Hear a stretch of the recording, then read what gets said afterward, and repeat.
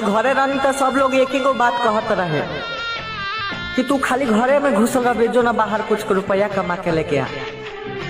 आज 5 साल हो गए, सब लोग एक ही को बात कहे कि घरे कहिया आई, घरे कहिया। हमने किया भरोसा, तुमने तो रुला दिया है, क्यों हो क्यों भुला दिया।